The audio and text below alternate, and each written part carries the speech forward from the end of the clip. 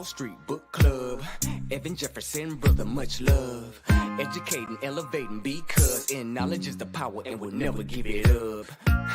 Literature that's for the masses. Where to put your money down, now how to watch your assets. Yeah, uplifting others is a passion. My brother Evan, he will turn it into action.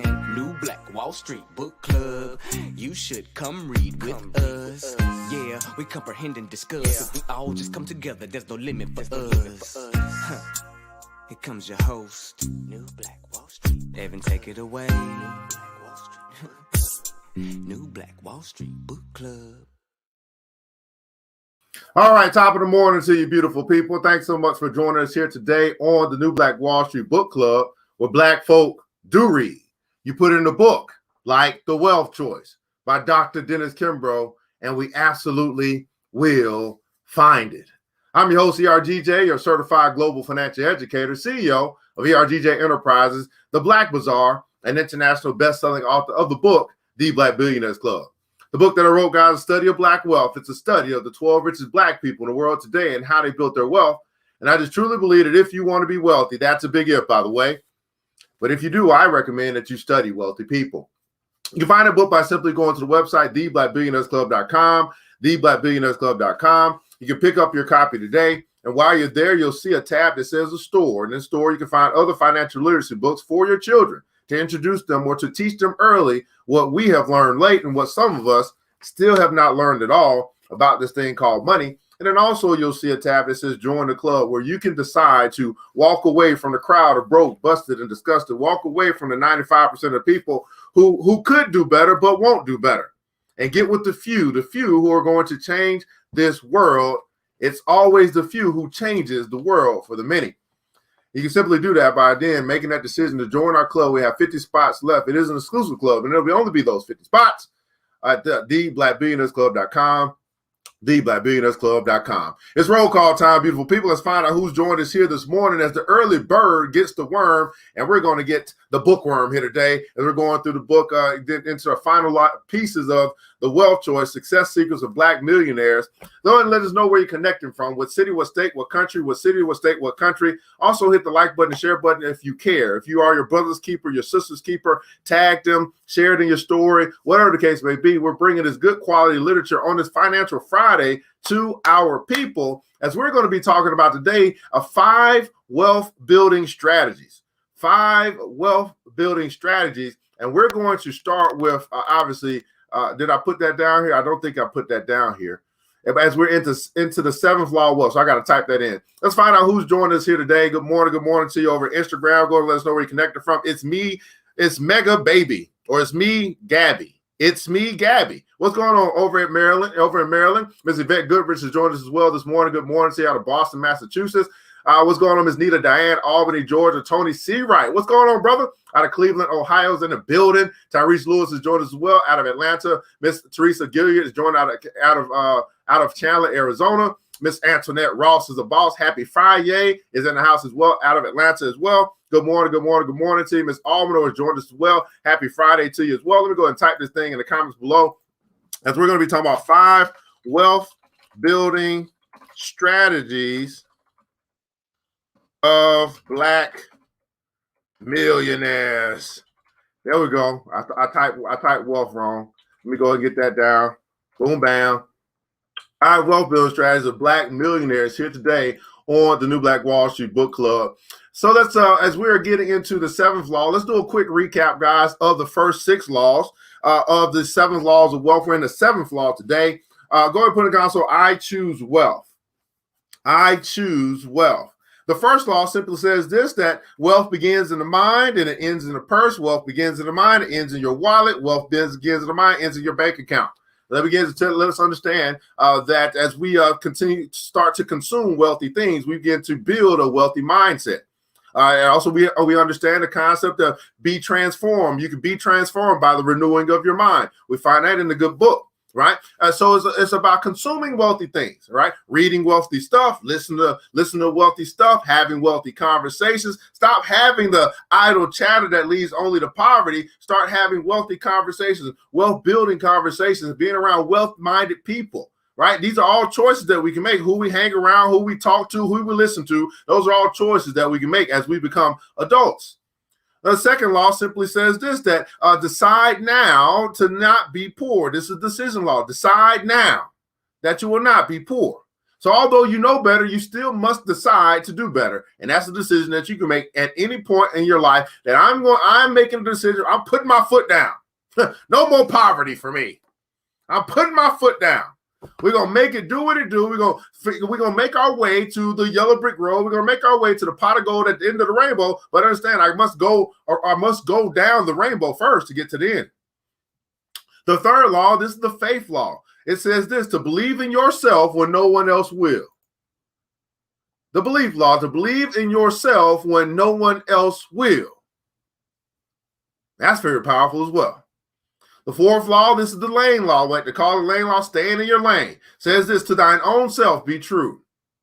Now, in this law, we begin to understand that, you know what? There are plenty of pathways to wealth. There's plenty of pathways to riches, right? Somebody got rich, you're basically taking out the trash, okay? So somebody got rich, you're providing computers to all of our homes. There are plenty of pathways to wealth. So what is this? What do we learn here? To simply do what I do best. Do what I do best. Focus on your strengths, not your weaknesses.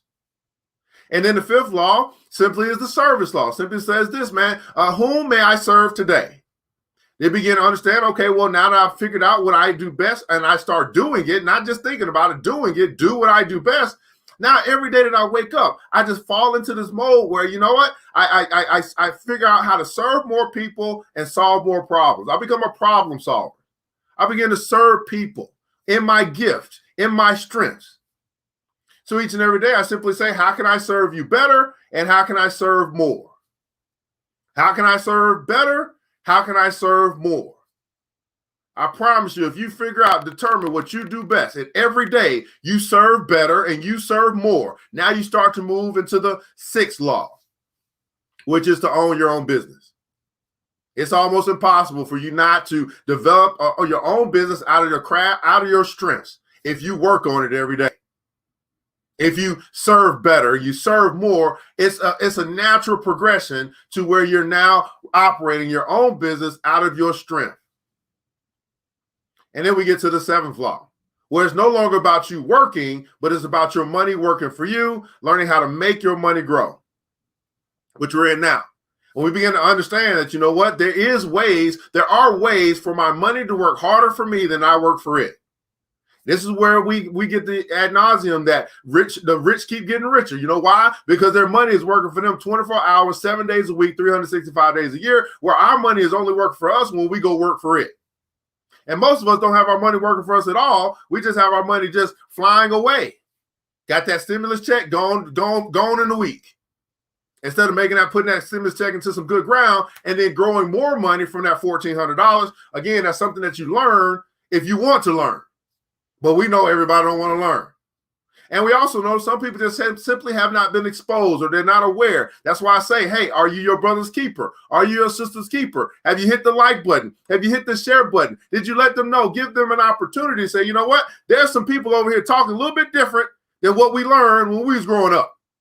So therefore, I'm going to do I'm going to do a good service to my community right now. And I'm just going to let them know if they're up. And if they just happen to see this over the next 30 minutes, they might just click the button and say, what they talking about over there? Oh, they talking about getting money. They talking about growing money. Okay, let me at least tune in. Are you your brother's keeper? Are you your sister's keeper? And you can show that by doing something for free for your community, which is hit the share button. At any rate. And then we move into our seventh law, which is make your money grow. Learning how to make your money work harder for you than you work for it. And that moves us into what we're going to be talking about here today. What's going on, Brother Johnson? The 5 wealth building strategies of Black millionaires. Now, we're not going to get through all 5. We'll probably only get through 1. But we're going to get this thing. You want to be starting something. You got to be starting something. It's hard to get over. Yeah. Don't get under, yeah, stuck in the middle, yeah. New Black Wall Street Book Club. right? 5 wealth building strategies of the Black financial elite or Black millionaires. Let's read. Most Black millionaires subscribe to a personal investment strategies that are customized for individual needs. As a part of this study, when respondents were asked who or what is your single most reliable source of investment strategies, more than 40% replied my broker. My broker. Everybody put in the console broker. Right? This gives you access. This gives the wealthy access to investments. The broker. Now, some of us got a broker. Many of us do not have a broker. That broker gives you access into that real estate market. That broker gives you access into Wall Street. That broker gives you access into these investment vehicles that you can use in order to help make your money work for you. Nearly 25% said that diversifying their portfolio was the smartest money move they made. But over the course of his career, John Rogers removed much of the guesswork from investing by casting a sharp eye out for small stocks and adhering to his proven maxim. Remember, we talked about John Rogers yesterday, a black broker, by the way. He has no use for market forecasts or economist predictions, nor does he pay much attention to volatility. Instead, like his peer group, the proven pro focuses solely on 5 wealth-building strategies that will help you crack the millionaire code. Now, this is John Rogers, who his parents gifted him a gift of stock when he was 12 years old. He took an interest in it. And then as he grew and developed into a young adult and in the college age, he was a basketball player, all that good stuff as well. But he went down the path of wealth and to be able to teach our people or our community basically how to invest. Now, some of us have never heard about his company, Aerial Investments. Thanks so much, Tony C. Wright. Some of us may have heard about Melody Hobson, who happens to be on his board or something like that, right? Melody Hobson, you might know Melody. You probably haven't seen John because he's kind of behind the scenes. But thank God for a book who can point out, man, have you heard of John Rogers Jr., a black broker who is doing his best to teach black people how to make their money work hard for them. Let's keep going. Like a compass, these 5 rules will direct you to security and prosperity. Each rule points out what you want to know and what you need to know regarding your money. I suggest that you put these strategies into action and watch as they manifest in your life. We're talking about 5 strategies, 5 wealth building strategies. Everybody put in console, build wealth. Now, this is interesting. These 2 words, build wealth. First, build. Now, that takes some work. I mean, that is not something that just pops up overnight. That's not get rich quick kind of money. We're talking about build. That is an overtime process. That each and every day, as you add on the pennies, you add on the nickels, you add on the dimes, you add on the quarters. Build wealth. So this is a whole different philosophy than the lotto mentality. Oh, I'm going to get rich today. No, I might get rich today. But even if I do get rich today, I still need to learn how to build wealth because what I got today could be going tomorrow. But if I'm building over time, it can last far beyond. It can go way further. See, the big get rich now is kind of like the tortoise. I mean, the hare. The get rich now is kind of like the, go fast by yourself. But when you start building wealth, that's like the hare. I mean, that's like the tortoise. When you start building wealth, that is, we're going far together because I got a whole army marching down this path together. So if one of my little legs or one of my little soldiers gets a little tired, I got another soldier to give him some water. Build wealth. Rule number 1 from John Rogers. Now, y'all don't have to listen to ERGJ. What do I know? But maybe we want to listen to John Rogers. He got rules to this thing. There's rules to this thing. Rule number 1. The best investment will always be yourself. The best investment will always be yourself. Everybody put in the console, I am my best investment. Now, here's interesting. If you really think about, for some of us, for many of us, we have invested in everyone else but ourselves. We invest in their dreams and their goals, and there's nothing wrong with that, right? And supporting them and helping them to get to where they want to go, because we understand it's better to give than to receive. But don't forget about you. I am my best investment. Now, let's take the same scenario. Let's just say, well, I still do support. I still do help others. I still do, participate in their success. But what if I have invested in myself first? What if I become the best, and now I'm giving out of my overflow instead of giving out of my need? I'm helping out of my overflow, out of my abundance. I got so much, I got to give it away. Let me say that again for the people in the back. I got so much, I got to give it away. I am my best investment. Master networker George Fraser, you may have heard of him, shared a timely story about the life and spending habits of his cousin Bobby, who had recently died. Fraser wrote in part, "My cousin Bobby was buried in a designer suit, but he died broke. He made plenty of money using his boomer generation MBA to get good jobs at Ford Motor Company and later at Honda in Marysville, Ohio. He loved automobiles. His gas-guzzling Jeep Cherokee was spotless, but hardly paid for. He had maxed out most of his 7 credit cards on designer clothes. Bobby was always as clean as his mama's chitlins. He was divorced and faithfully paying child support for his 2 beautiful children. His definition of community service was when the community was helping to serve his monthly sales quotas. Bobby had some good, honest side hustles, but he was always running on empty. His well-appointed 2-bedroom condo north of Columbus, Ohio, ate up nearly half his take-home pay. So his lifestyle meant he was good at robbing Peter to pay Paul. Bobby reminded me of the joke about the optimist who jumped from a 12-story building. As he passed the 3rd floor, he said, so far, so good, not realizing that he was about to crash. He died of a heart attack at 54. At the reading of his one-page will, there was little to distribute to his children. The creditors and IRS got most of it. He was house poor, car poor, and stuff poor. His children would have to start from scratch, just as he had. I thought if he only had treated his wealth with the same pride and support with which he treated his family and friends, he would have died rich. This forced me to reflect on 2 things.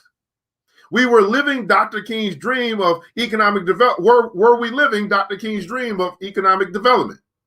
Was I, too, suffering from economic illiteracy and a compulsive spending disorder driven by what many believed to be United States reckless marketing of easy credit and mass media focus on materialism and instant gratification?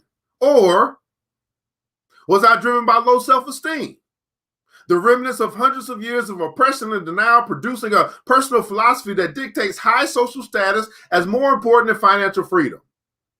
Perhaps there's little of both lurking below the surface of still too many successful African Americans who end up in debt and support every institution but their own.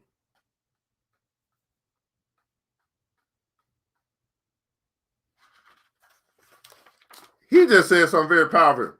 My cousin Bobby was buried in a designer suit, but he died broke.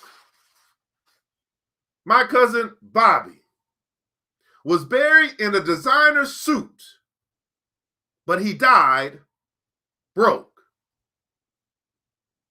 Had all the finer things.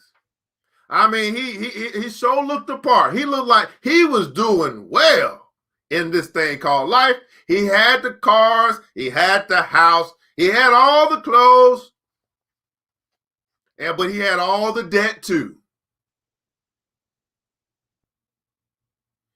Let me say what he said. He said he made him think about 2 different things. He said, first, were we living or are we living Dr. King's dream of economic development?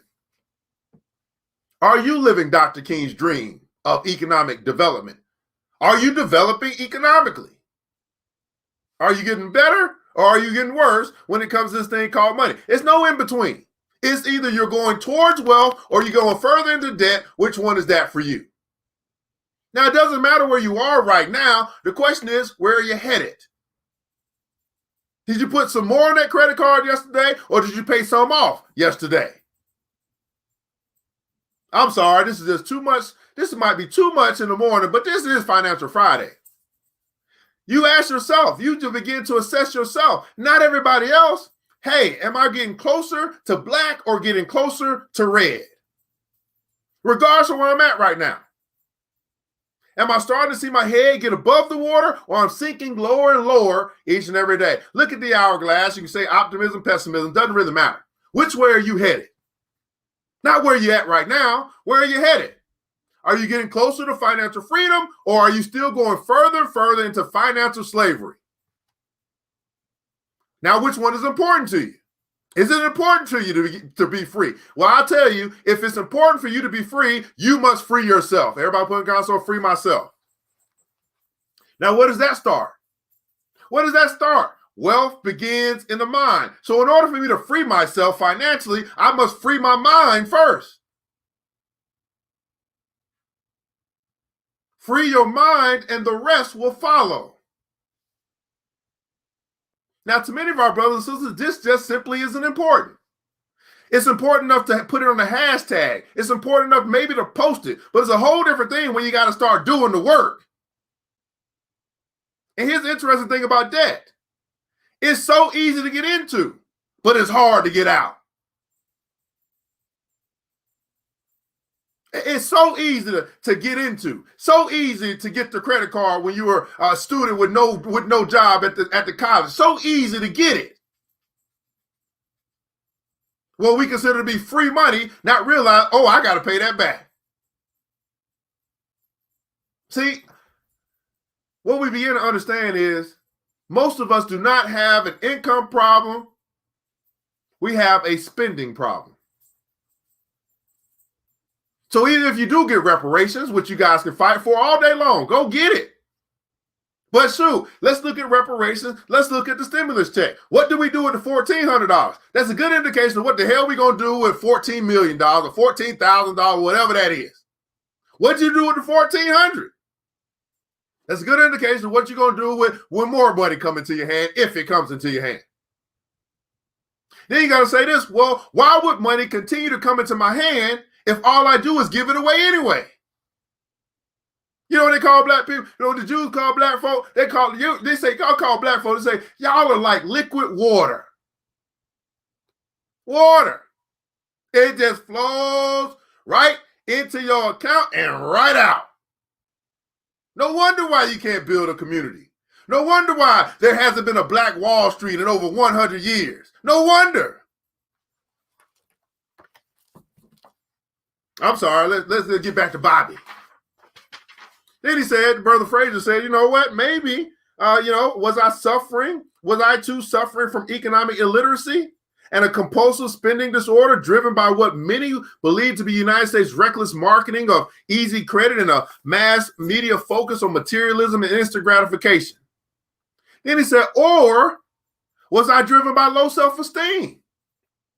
The remnants of hundreds of years of oppression and denial producing a personal philosophy that dictates high social status and more important than financial, as being more important than financial freedom. Perhaps there's a little of both. Lurking below the surface of still too many successful, quote unquote, African Americans who end up in debt and support every institution but their own. Support every institution but their own. Wow. I imagine most families have at least one cousin Bobby. No family is immune. Unfortunately, we live in a consumer-driven society where, for some, shopping is a sport. We feel good. We buy. We feel bad. We buy. We rent when we should buy and buy when we should rent. We think in terms of jobs when we should think of careers. We are forever stuck on how much money we earn rather than how much money we are retaining, we're saving, and investing. We think credit when we should think cash. We think minimum payment instead of ending balance. We think tomorrow when we should think today. We think later when we should think now. And most important, we look without when we should look within. Such is the ongoing dilemma of the have-nots. At last count, Tyra Banks' net worth was estimated at $90 million. But her personal finances were not always this rosy. While Banks doesn't feel the need to own the latest designer this or that, her wardrobe, which features form-fitting low-cut dresses on the air and jeans in the office, generally fits the budget and taste of her audience. As she has stated on numerous occasions, I grew up wearing a uniform to school, and if my stylist did not create my outfits to wear on camera, I would never get dressed. I'm frugal, Banks continued. I've always been this way. When I was young, my mother would give me my allowance and I would peel off a little each week with the aim of saving a little for that rainy day. A penny saved is a penny earned is more than a proverb. It is a value I look for in others. When interviewing potential candidates to handle the financials for my company, I make it my business to ask a question or two regarding their personal spending habits. Why? Because how you spend money reveals a lot about you. Tyra Banks, how you spend your money reveals a lot about you. Richard Parsons, road to 100 million fortune began nearly 60 years ago in Brooklyn, New York, in his Brooklyn, New York home. It was there that the Citigroup chair and former Time Warner chief executive learned the power of the seventh law of wealth. He watched in earnest as his mother, a homemaker, and his father, an electrical worker, sat twice a month at the kitchen table to allocate and prioritize his father's paycheck. With pad and pencil, Parsons recalls in an interview, he would pay his mortgage before buying food and necessities. Next, he would place aside a modest sum specifically for savings. Our family would then live on whatever was left. Whatever money was left went toward educating Parsons and his four siblings, sending the former to Washington, D.C. to be a direct report to the Vice President, Nelson Rockefeller, before Parsons took the helm of Time Warner, the largest media entertainment conglomerate in the world. As a society, we must learn to rely less and less on credit and borrowing, he advises. The ability to borrow is like dynamite. It must be handled with care. That is a lesson each of us should learn. Just because we can qualify for credit doesn't mean we should. Now, isn't this interesting? This is coming from $100 million fortune kind of guy. Let me repeat what he said again. Because when ERGJ said it, people think I'm crazy. No, they keep pushing that. This thing. Think about what they keep pushing on you. Credit this, credit that, credit this, credit that. Let's read let's see. This is what I say. If you want to be wealthy, do what wealthy people do. Listen to wealthy people. You're listening to, probably listen to somebody that make less than you. That got their net worth is less than you. And they're trying to get you to focus on credit. Now, Tony C. Wright, you are right. There are strategies, right? He said handle with care. Not that you shouldn't get credit, but most people simply don't have strategies. They're not coming into this thing strategically. If they were, they probably wouldn't be in the situation they were financially if they were dealing with money strategically. Let me read this again. Do you understand what I'm saying? See, here's the thing. We can go. This is what they do, Tony. What they do is they try to act like all of a sudden they're strategic when it comes to this thing called credit. When you look at their history, and they haven't been. They have not shown any strategy. But now when you rebut or you refute what it is that they're doing, then they come up with all this stuff. Oh yeah, I'm gonna use it for this, and I got to have it for this. They come up with all these things that they heard other people talk about, but they have not implemented in their life, and so then therefore they give themselves an excuse to go further into debt.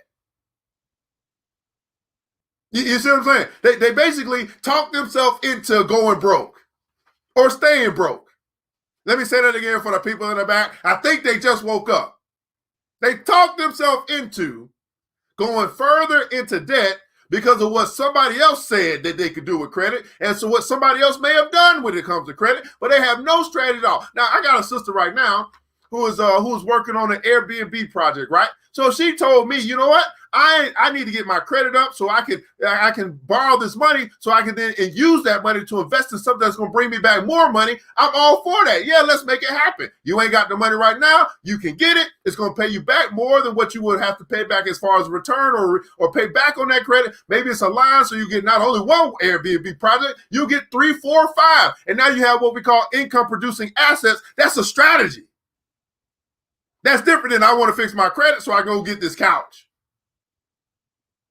I got to get this credit so I can go get my whole renter room center. I can go rent my whole room, all the rooms in this house that I'm trying to get. A little bit different.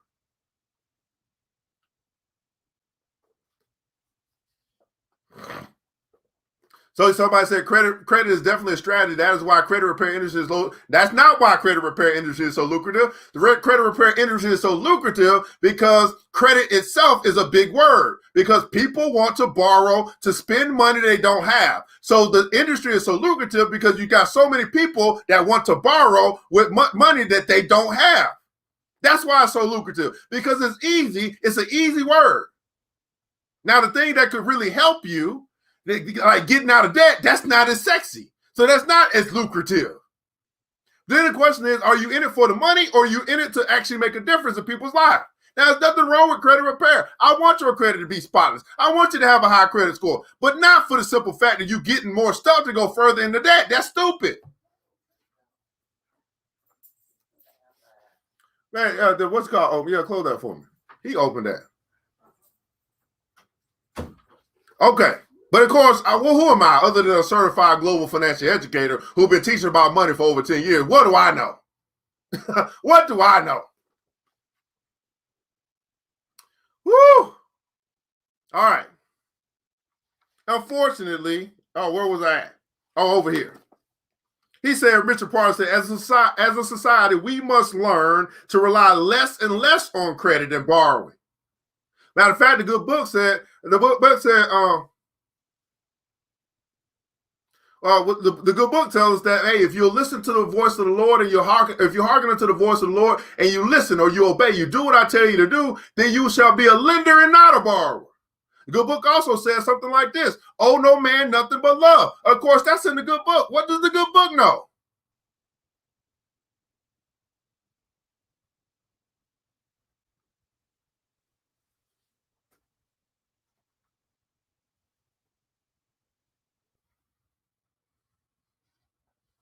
Well, here's the thing. So if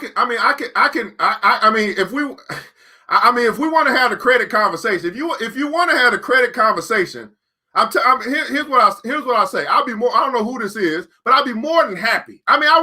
This would be good on a Financial Friday, because listen, I'm not refuting that credit. You can use credit. What I will say is, if you really want to have this conversation with a certified global financial educator who's been studying money for over 10 years, are you ready to have that conversation? Because I will shut you down. I really will. Now, again, I have no problem with you using credit as a strategy, right? But if you say that you're using it as a strategy to leverage what you want in life, you're basically saying you couldn't get it. You couldn't get what you want out of life without credit. Listen, I'll be more than happy. Let's set it up. Who is this talking to me, by the way? I would love, I can't wait. I can't wait. I keep telling people, listen, do you really want that? All right, like with the brother, this is my area of expertise, by the way. I don't know how long you've been studying credit, but this is what I do. So please, I'll be more than happy. I invite you. Please, let's do this. Who's this talking to me? Please do this. Please, I beg you. We can do it not next Friday. We can do it in 2 weeks. 2 weeks from today, Friday night at 7 p.m. Money Talks. Let's talk credit. I will be happy. I'll be obliged. Please say yes.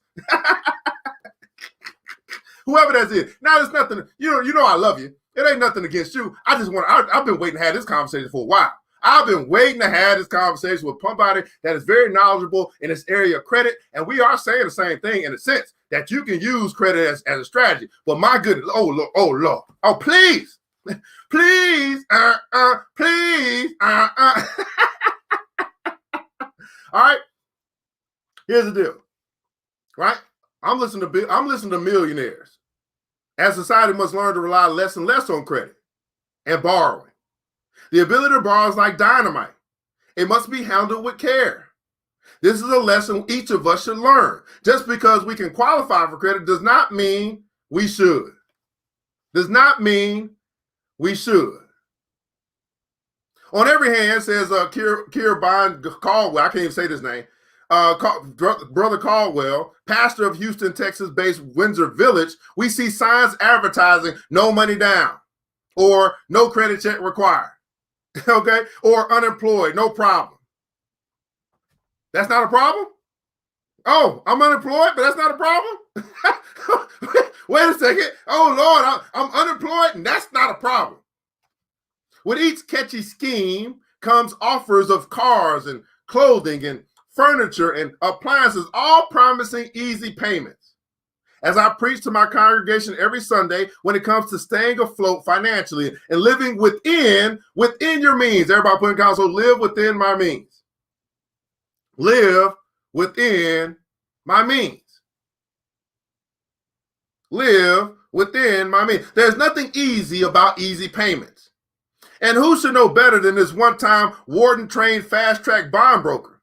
Though Caldwell grew up in a middle-class home, his neighborhood was adjacent to Cashmere Gardens, one of Houston's toughest areas. After graduating from high school, Caldwell left the Lone Star State to attend Carleton College in Northfield, Minnesota, where he earned an undergraduate degree in economics before measuring himself against the best and brightest finance students at the University of Pennsylvania. With an MBA in hand, he was gobbled up by First Boston, a Wall Street investment bank, and eventually returned to Texas to join a Houston-based bond firm. Never want to regret any decision at age 25, Caldwell listened to his heart and opted out of investment banking to enter the ministry. The result, what his congregation has come to know as the gospel of good success, a 16,000 member, 120 ministry, 14.5 million megachurch. Though many still seek his insight regarding investment in the stock market, Caldwell is crystal clear as to where people should invest first. On themselves. He replied, on themselves. Our first rule to our five wealth building strategies of Black millionaires, not Black hundredaires, not thousandaires, okay, right? Millionaires, is the best investment is yourself. Now, they had this little 7.2 chart where he talked about, all right, diversifying their portfolio was the smartest money move they made, say 7.2. So here's how Black millionaires have diversified their money for the most part. Outside of a 401k, these are the questions that were asked in this study. Outside of a 401k or other retirement plan, which of the following investment or insurance plans do you own? This is to Black millionaires, right? A savings account, 71% got a savings account, 45% got a certificate of deposit, 63% got an insurance, a whole life policy. We'll be talking about insurance at some point coming up on these Friday night money talks. I'm going to start bringing you guys money talks at night, not every Friday, but as much as I can. We're going to start having Financial Friday money talks. We're going to talk that money stuff, insurance, investing, credit, all this stuff. I don't mind, right? I don't know. Please. You better come armed with information though. Okay, anyway, I'm just playing. Insurance, stock, 63%. Mutual funds, which are still a basket of stocks, 73%. A fixed variable annuity, only 36% have a fixed annuity. 53% have a money market. 27% use a savings bond. Nobody's using that nowadays. 51% have a rental property. And others are 13%. Here's the next question. Compared to 12 months ago, how would you rate investing in the stock market today? Select one. They say basically about 41% say it's no more risky or less risky than it was 12 months ago. What annual return do you expect from the market over a long term, 10 years or more, right? They expect basically 56% of respondents say they expect 6 to 10% annual returns over a long 10-year period in the stock market. What or who is your single most reliable source for investment strategies? 43% of these black millionaires said their broker. Their broker. Of the following, what is your prime motivation for saving and investing? They say, man, their primary motivation to actually invest and or save is retirement. They're thinking about 10, 15 years from now, 20 years, whatever it is that their number is that they want to retire. They're thinking about that. That's why they're doing what they're doing now, so that they can retire. The other one said the 31% of the respondents said financial independence. I'm doing what I'm doing now with my money so I can be financially independent. I'm doing what I'm doing now with my money so I can retire. I'm doing what I'm doing now. I'm making the wise decisions with my money now, not being a consumer of everything and an investor of nothing. Uh-oh. Did he just say that? They're not being a consumer of everything and an investor of nothing. And that nothing would include themselves. How is your life going to be if you consume everything and you invest in nothing? How's that going to work out for you financially? I don't care how much money you make. You're a consumer of everything and an investor of nothing. How's that going to work out? Let's just do a trend on that. Okay, if I consume everything today, I invest in nothing, where will I be if I keep doing this 5 years from now, 10 years from now? Where am I going to be? Broke, busted, and disgusted. I don't care how much money you make. See, a person that has no discipline that will consume everything, they're going to outspend their income. I don't care how much money you make. I see doctors. I have counseled the gamut. Doctors, superstars, celebrities, it doesn't matter. Lawyers, it doesn't matter. Accountants. I had to counsel accountants. They could do better with the business's money than they could with their own. Where are you going to be if you continue to consume everything and invest nothing? You want to talk about risky? You think investing is risky? Try consuming everything. Try. How risky is that? You think investing is risky? How risky is it to be a person that consumes everything? Everything your eyes see, you got to have. Everything that comes across your path, every shiny object, you got to acquire. How you think investing is risky? Try consuming everything. See where that leads you. See where that gets you. Woo! An investment in yourself. Invest in yourself is the investment. The best investment will always be yourself. I really want you to think about that. If I live a life where I consume everything and I invest in nothing, where is that going to leave me? Where is it going to leave my family? Where is that going to leave my community? Good morning to you. God, Inspire Thy World. Good morning to you, Miss Roberta Hoskin, the Miss Millionaire Mindset. Now, see, here's the thing. It's important that we tackle this thing, that we talk about this thing, that I pointed out. Because some of you guys are hurting right now. You're like, oh, Lord, it hit me. Oh, Lord, I'm falling. I can't get up. My neck and my back. The best investment, rule number one, my best investment is myself. Everybody put in the comments below again, I am my best investment. I am my best investment. In the comments below, I'd love for you to share something that you learned today, beautiful people. We don't do this just to do this. We do this to make a difference, and hopefully we made a difference in your life here today. I know that money talk is not something that we typically have been pressed to discuss, but guess what? We'll talk about it here. It's not going to be taboo for us to talk about money here because we want to get the money thing right. We want to fix the money problem. And that starts by fixing the mindset. Change the way that you think.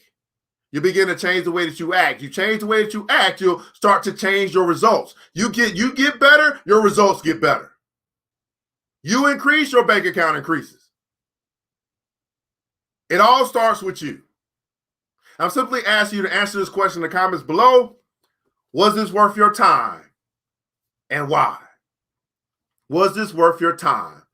And why? Here today on the New Black Wall Street Book Club, where Black folk do read 30 minutes a day to keep broke and stupid away. Now, I know I talk much faster than you type, guys, so while you guys are typing, I do want to first and foremost let you guys know about BBC TV, where you'll find this broadcast moving forward. So make sure you go ahead and check out the Facebook page, Black BCTV. That's what you'll find, okay? So go ahead and hit that like button of that page so you can get not only this content, but more quality content as we are becoming our own media, okay? We're working on a whole program all day, every day, as much as we can, with people that want to bring quality content from obviously from finance to cooking to fitness, all this stuff that we say is valuable. But here's the deal: will we show up when we provide it? That's the great question. I also want to shout out our sponsors. Again, you're answering the question, was this worth your time and why? Our sponsors who help make this thing a reality say, you know what? This is something that's good for our community. You know what? We're going to put our money behind something that's good for our community. And these are the sponsors that have showed up for this month. Black Bazaar, the Afrocentric marketplace, specializing in Afrocentric home decor, personal care products, also Black art inspired gifts. You can check out this brother's business at www.theblackbazaar.com, www.theblackbazaar.com. Now, who is that brother? That's me. I sponsor my own stuff. Absolutely. Blackberry Charisma, Black woman-owned business, said, you know what? I'm going to put my money where my mouth is. This is good for the community. I want to put my money, I want to sow my seed into something that's good for the community, and I'm going to reap the rewards later, right? I reap what I sow. I'm sowing into something good, and something good will come back to me. Blackberry Charisma, being to specialize in custom crafts, being to help you with your branding and marketing of your custom t-shirts, mugs, and all these other paraphernalia. Plus, she has a pretty dope lineup of lingerie. Check this woman out at blackberrycharisma.com. You can support a Black woman-owned business, blackberrycharisma.com. 5 Factor Consulting. We're talking about money. This sister said, you know what? This is something good. I want to put my money into something that's good. As I sow a seed into this, something to come back to me later. She understands what we're trying to do, and she said, I'm going to put my money where my mouth is. 5 Factor Consulting, be to help you with your credit, to help you fix your credit, right? Help increase your cash flow, help you to win with this thing called money. Well, maybe you need a consultation. Maybe this little talk ain't just gonna do it. You really need to have a one-on-one time with some people that can really help you. Well, check out this woman at 5factorconsulting.com. That's www.5factorconsulting.com. Another Black woman-owned business. Said, you know what? This is something good. I'm going to put my money into something good. I'm going to sow my seed, and I'm going to reap the rewards later. This Black woman-owned business be to help you to bring what you do current. We're in a digital age, right? 2021, but some of us are still operating like it's 1999. Well, let's upgrade your website. Let's upgrade your flyers to digital flyers. Let's help you get your first commercial if you don't have one. Big Sis Media can help you do that. If it was not for Big Sis, there would be no brand that you see with ERGJ. So check out this Black woman-owned business at www.bigsismediagroup.com. Thank you to all of our sponsors who helped make the New Black Wall Street Book Club a reality for our community, as we're paying homage to LeVar Burton and Reading Rainbow 2.0. Take a look. It's in a book.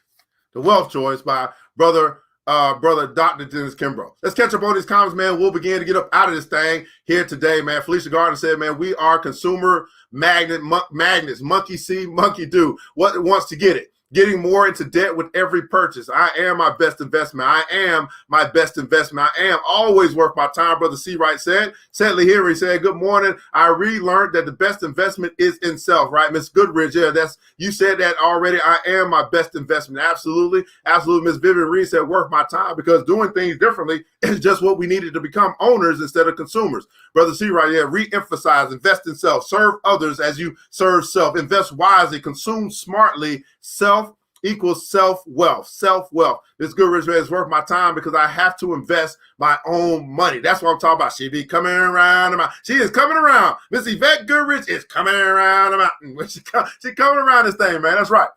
She said, I have to invest my own money. I'm no longer just going to be a 100% consumer. I'm still going to have to consume. That's a part of the world that we live in. But I'm not going to be a 100% consumer. Don't be a 100% consumer and a 0% investor. That's not going to work. That's just not going to work if you are serious about getting out of debt, getting rich, and building wealth for your children's children and inheritance. That's not going to work. Let's just go ahead and just get that. To be a 100% consumer and a 0% investor, that's not going to work to get you to financial freedom, financial independence. That's not economic development for your own household. Now, you can choose to keep doing that. That's your choice. What you do with your money is your choice. And also, the results that you get from what you choose to do is your results, your consequences, the stuff that you have to deal with. So don't blame us. Don't try to blame anybody else for what you decided to do with the money that came into your hand. Don't try to go back and say, oh, they did me wrong, although I signed the contract. Now we go into court and all this stuff. When you decide, you see what I'm saying? This is a funny game that we play when we know it was our problem, it was our fault. Please God and say, yes, it was worth my time. I must change the way we must change the way we think and the way we treat money, learn the strategies and apply. Yes, where's your collection plan? I appreciate it, Brother C. Right. Hey, you guys can make a donation to the school we're building if you'd like to do that. I don't really talk about that much because I'm not a big, let's get your money. We're building a school. We're building a mall. We're building a TV station. We're going to do that with or without you, at the end of the day. But I know, Mr. C. Right, you're all good, brother. I love that I'm coming around the mountain when I can. Absolutely, man. Well, this, guys, is the New Black Wall Street Book Club, where Black folk do read. You put in a book like The Wealth Choice, Success Secrets of Black Millionaires, written by Dr. Dennis Kimbro, and we absolutely will find it. I'm your host, ERGJ, your certified global financial educator. And I want you guys to remember this, that it takes a village. It starts with us. Let's build as we climb together. We all we got, beautiful people. Matter of fact, we really need. And thank God, that's more than enough. Until next episode, you know what time it is. It's time to get up, to get out, and go get something. Mr. DJ. Hit the music. New black. It's the New Black Wall Street Book Club. With your host, Evan Jefferson. It's time for us to go. Yeah. Now, you ain't got to leave the computer, but we encourage you to get out there and learn and apply all the things you learn at the New Black Wall Street Book Club. Yeah. The New Black Wall Street Book Club.